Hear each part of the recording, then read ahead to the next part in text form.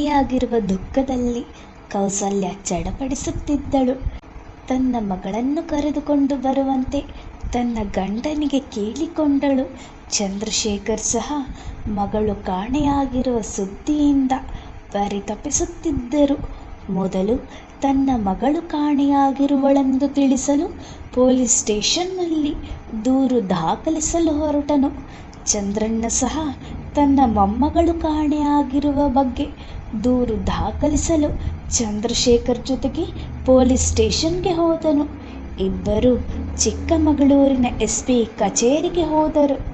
Sir, ನಾನೊಂದು complaint ಕೊಡಬೇಕು ಎಂದು ಅಲ್ಲೇ ಕುಳಿತಿದ್ದ ಕಾನ್ಸ್ಟೇಬಲ್ ಹತ್ತಿರ ಹೋದನು. ಹೇಳಿ, ಏನು ಕಂಪ್ಲೇಂಟ್ ಎಂದು ಕೇಳಿದನು.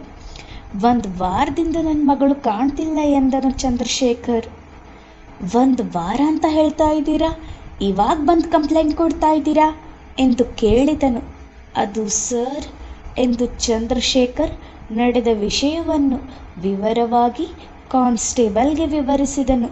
ಚಂದ್ರಶೇಖರ್ ಜೊತೆಗೆ ಬಂದಿದ್ದ ಚಂದ್ರಣ್ಣನನ್ನು ನೋಡಿ ಇವರು ಎಂದು ಕೇಳಿದನು.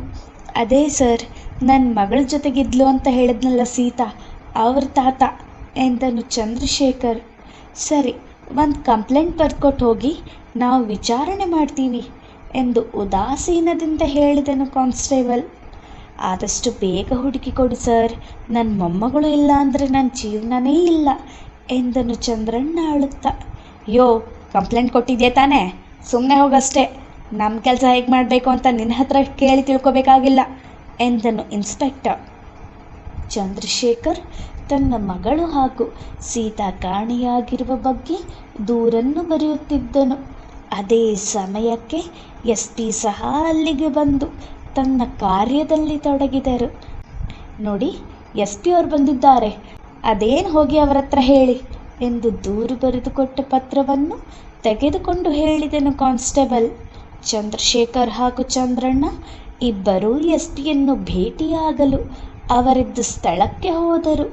ಅವರ ಕಚೇರಿಯ ಹೊರಗಿದ್ದ ವಾಚ್ಮ್ಯಾನ್ ಅವರನ್ನು ತಡೆದು ಒಳಗೋಗೋಕೆ ಅಪಾಯಿಂಟ್ಮೆಂಟ್ ಲೆಟರ್ ಇದೆಯಾ ಎಂದು ಕೇಳಿದನು. ಇಲ್ಲ, ಆ ಕಾನ್ಸ್ಟೇಬಲ್ ಹೇಳಿದ್ರು ಹೋಗಿ ನೋಡಿ ಅಂತ ಎಂದನು ಚಂದ್ರಶೇಖರ್. ಹೌದಾ? ಹಾಗಾದರೆ ಒಂದು 5 ನಿಮಿಷ ಇಲ್ಲೇ ಇರಿ, ನಾನು ಹೋಗಿ ಕೇಳ್ಕೊಂಡು ಬರ್ತೀನಿ ಎಂದು ಅವರಿಬ್ಬರನ್ನು ಅಲ್ಲಿಯೇ ಇರಿಸಿ ಕಚೇರಿಯ ಒಳಗೆ ಹೋದನು ವಾಚ್ಮ್ಯಾನ್. ಸ್ವಲ್ಪ ಸಮಯದ ನಂತರ ಹೊರಗೆ ಬಂದು, ನೀವು ಒಳಗೆ ಹೋಗಿ, ಆದರೆ ಯಾರಾದರೂ ಒಬ್ಬರು ಹೋಗಿ ಎಂದನು. ಚಂದ್ರಣ್ಣ, ನೀವಿಲ್ಲೇ ಇರಿ, ನಾನು ಹೋಗಿ ಬರ್ತೀನಿ ಎಂದು ಒಳ ಹೋದನು ಚಂದ್ರಶೇಖರ್. ಚಂದ್ರಣ್ಣ ಹೊರಗೆ ಕಾಯುತ್ತಾ ಕುಳಿತಿದ್ದರು. ಒಳಗೆ ನಡೆಯುವ ಚರ್ಚೆ ಬಗ್ಗೆ ಅವರಲ್ಲಿ ತಳಮಳ ಶುರುವಾಯಿತು.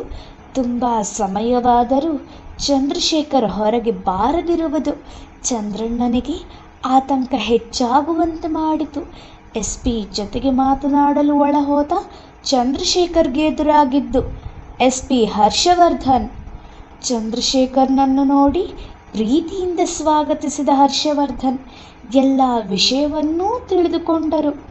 ಚಂದ್ರಶೇಖರ್ಗಾಗಿ ಹೊರಗೆ ಕಾಯುತ್ತಿದ್ದ ಚಂದ್ರಣ್ಣನಿಗೆ ಸ್ವಲ್ಪ ಸಮಯದ ನಂತರ ಚಂದ್ರಶೇಖರ್ ಹೊರಬರುವುದು ಕಂಡಿತು. ಅವನು ಬಂದ ಕೂಡಲೇ, ಯಜಮಾನ್ರೇ, ಸರ್ ಏನಂದ್ರು? ನನ್ನ ಮೊಮ್ಮಗಳೂ ಕಿರಣ್ ಅಮ್ಮ ಅವ್ರೂ ಹುಡುಕ್ತಾರಾ? ಗಡಿಬಿಡಿಯಿಂದ ಕೇಳಿದನು. ನಾನು ಎಲ್ಲ ಹೇಳಿದ್ದೀನಿ ಚಂದ್ರಣ್ಣ, ನಮ್ಮ ಪ್ರಯತ್ನ ಮೀರಿ ಹುಡುಕಿ ಕೊಡ್ತೀನಿ ಅಂತ ಹೇಳಿದ್ದಾರೆ. ದೇವರ ಮೇಲೆ ಭಾರ ಹಾಕಬೇಕು ಚಂದ್ರಣ್ಣ ಎಂದನು ಚಂದ್ರಶೇಖರ್. ಚಂದ್ರಶೇಖರ್ ಮಾತಿನಲ್ಲಿ ಸೀತಾ ಹಾಗೂ ಕಿರಣ್ ಸಿಗುತ್ತಾರೆ ಎಂಬ ಭರವಸೆ ಇರಲಿಲ್ಲ. ಒಳಗಡೆ ನಡೆದ ಸಂಭಾಷಣೆಯ ಬಗ್ಗೆ ಚಂದ್ರಶೇಖರ್ ಚಂದ್ರಣ್ಣನ ಜೊತೆ ಚರ್ಚಿಸಲಿಲ್ಲ. ಬಂಗಲೆಯ ಬಳಿ ಬಂದ ಚಂದ್ರಶೇಖರ್ ಕೌಸಲ್ಯಾಗೆ ಸಮಾಧಾನ ಮಾಡುವ ಪರಿ ಹೇಗೆ ಎಂಬುವುದು ತಿಳಿಯದಾಯಿತು. ಬಂಗಲೆಯ ಒಳಗೆ ನೀರವ ಮೌನ. ಚಂದ್ರಶೇಖರ್ನ ಪ್ರತಿಯೊಂದು ಹೆಜ್ಜೆಯೂ ಬಂಗಲೆಯ ಒಳಗೆ ಮಾರ್ಧನಿಸುತ್ತಿತ್ತು. ಚಂದ್ರಶೇಖರ್ಗಾಗಿ ಕಾಯುತ್ತಾ ಕುಳಿತಿದ್ದ ಕೌಸಲ್ಯ ಅವನು ಬರುತ್ತಿರುವುದನ್ನು ನೋಡಿ, ರೀ ಕಂಪ್ಲೇಂಟ್ ಕೊಟ್ರಾ? ಪೊಲೀಸ್ ನಮ್ಮ ಕಿರಣ್ನ ಹುಡುಕ್ತೀನಿ ಅಂತ ಹೇಳಿದ್ರಾ? ನಮ್ಮ ಮಗಳು ಸಿಗ್ತಾಳೆ ಅಲ್ವಾ? ಹೇಳ್ರಿ, ಯಾಕೆ ಮೌನವಾಗಿದ್ದೀರಾ? ಮಾತಾಡ್ರಿ. ಈ ಮೌನವಾಗಿದ್ದು ನನ್ನ ಕೊಲ್ಬೇಡಿ.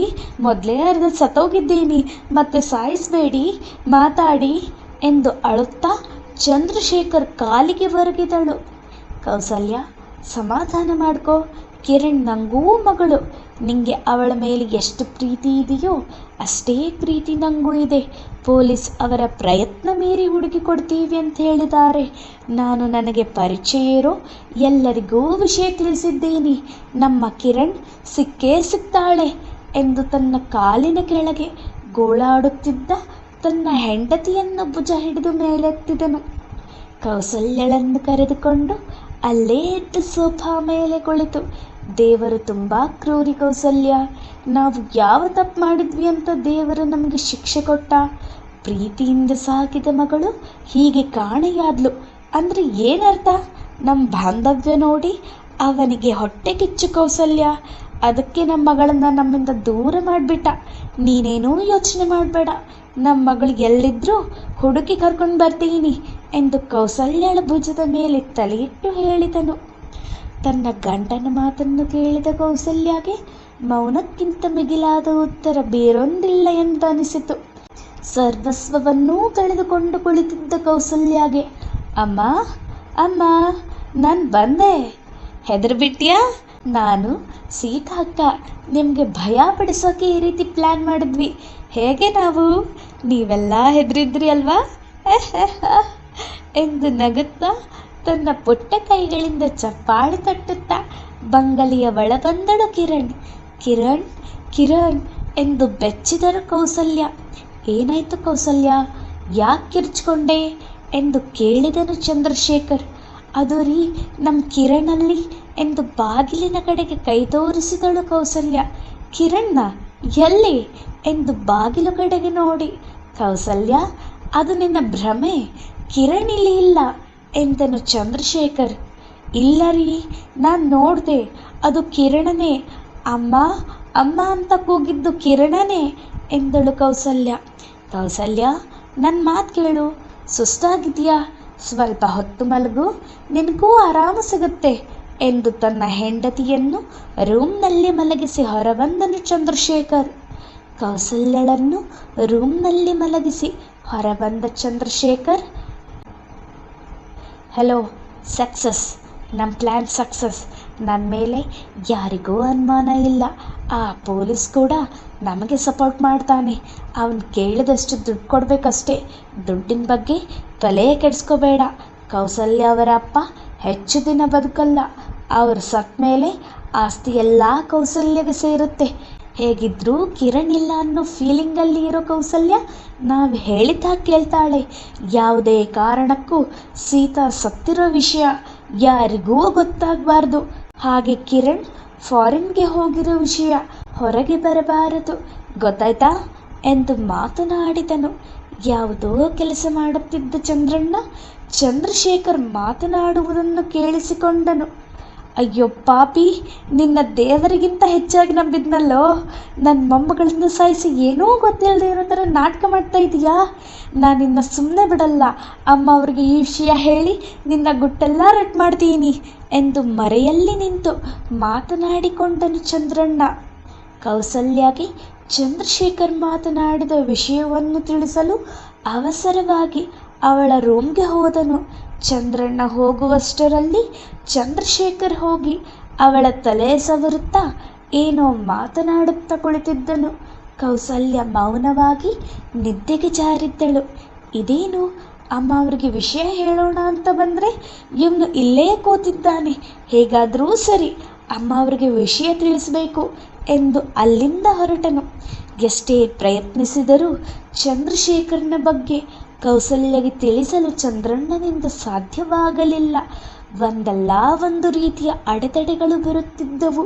ಚಂದ್ರಶೇಖರ್ ಹೆಚ್ಚಿನ ಸಮಯವನ್ನು ಕೌಸಲ್ಯ ಜೊತೆಯಲ್ಲೇ ಕಳೆಯುತ್ತಿದ್ದನು.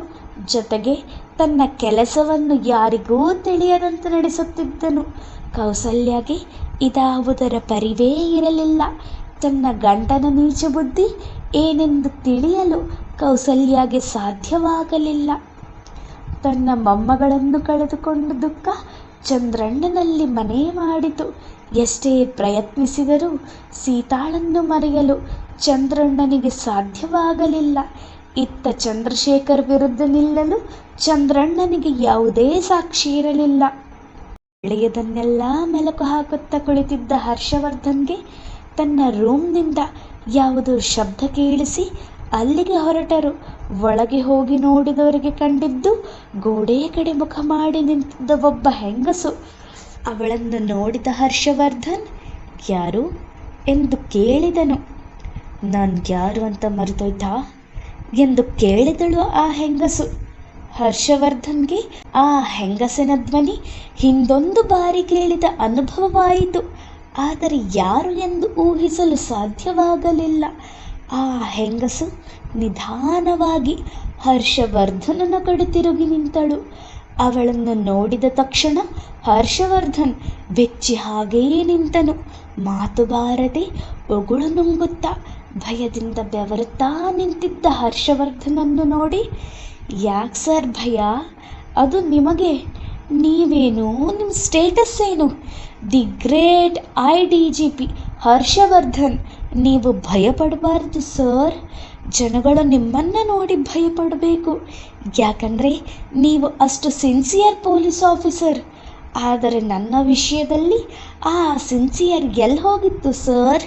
ನಿಮ್ಮನ್ನು ಎಷ್ಟು ಕೇಳ್ಕೊಂಡೆ, ಆದರೂ ನಿಮ್ಮ ಮನಸ್ಸು ಕರಗಲಿಲ್ಲ ಅಲ್ವಾ ಸರ್?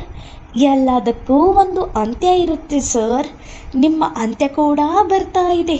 ಅದು ನಿಮ್ಮ ಮಗನ ಮುಖಾಂತರ. ಯಾವ ಸತ್ಯನ ಮುಚ್ಚಿಟ್ರೋ ಅದೇ ಸತ್ಯ ನಿಮ್ಮ ಮಗನ ಮೂಲಕ ಬೆಳಕಿಗೆ ಬರ್ತಾ ಇದೆ. ಇನ್ನೂ ಕೆಲವೇ ದಿನ ಸರ್, ನನ್ನ ಸಾವಿಗೆ ಒಂದು ಅರ್ಥ ಸಿಗುತ್ತೆ ಎಂದು ಹೇಳಿ ಆ ಹೆಂಗಸು ಅಲ್ಲಿಂದ ಮಾಯವಾದಳು. ಆ ಹೆಂಗಸಿನ ಪ್ರತಿಯೊಂದು ಮಾತು ಹರ್ಷವರ್ಧನನ ಎದೆಗೆ ನಾಟಿತು. ತಾನು ಮಾಡಿದ ಪಾಪಗಳಿಗೆ ಪಶ್ಚಾತ್ತಾಪ ಪಡುವ ಸಮಯ ಬಂದಾಗಿದೆ ಎಂದು ತಿಳಿದ ಹರ್ಷವರ್ಧನ್, ನಾನು ಮಾಡಿದ ತಪ್ಪು ಇವತ್ತು ನನ್ನನ್ನೇ ಸುಡೋಕೆ ಬರ್ತಾ ಇದೆ. ಆ ಹುಡುಗಿ ಸಾವಿಗೆ ಕಾರಣ ಆದ ನಾನು ಅವಳ ಸಾವಿಗೆ ನ್ಯಾಯ ಒದಗಿಸಬೇಕು. ಆಗಲೇ ಆ ಜನ್ಮಕ್ಕೆ ಮುಕ್ತಿ ಎಂದು ತನ್ನ ಕಣ್ಣಿನಲ್ಲಿ ಬಂದ ನೀರನ್ನು ಒರೆಸಿಕೊಂಡರು ಹರ್ಷವರ್ಧನ್.